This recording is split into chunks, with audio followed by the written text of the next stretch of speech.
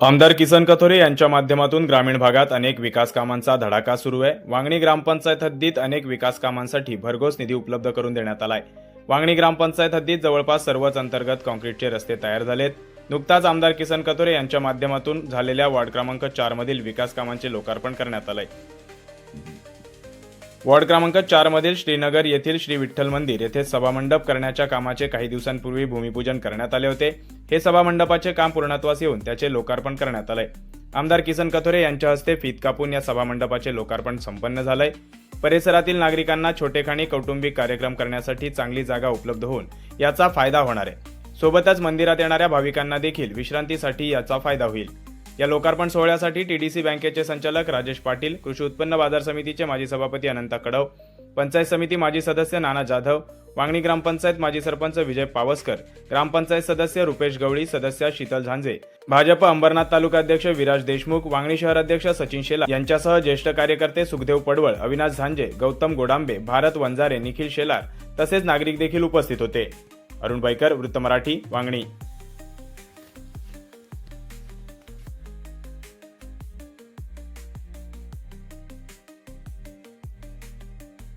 चांगल्या प्रकारचं या ठिकाणी झाला। लहान लहान कार्यक्रम सुद्धा इथं खूप चांगल्या पद्धतीने होतील। वांगणीमध्ये काळाची गरज आहे की ओळखून मंदिराच्या सगळ्याच पदाधिकाऱ्यांनी सतत मागणी होती आणि त्या मागणीला आज पूर्ण करून आज त्याचं लोकार्पण होतोय। मनापासून त्यांना शुभेच्छा देतोय। तर म्हणजे वांगणीला गरज आहे की चांगल्या पद्धतीने पूर्ण झाल्याबद्दल सगळ्याच भक्तजनांचा मी मनापासून आभार मानेल। अजूनही काही चांगल्या विचारातून आपण जपण्याचे काम करतोय।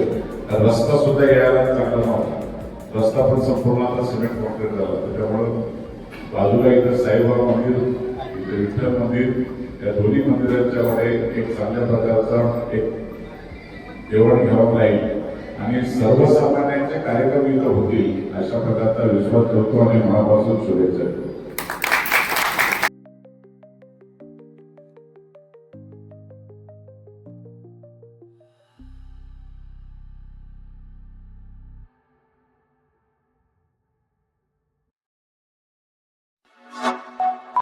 Like, comment, share and subscribe.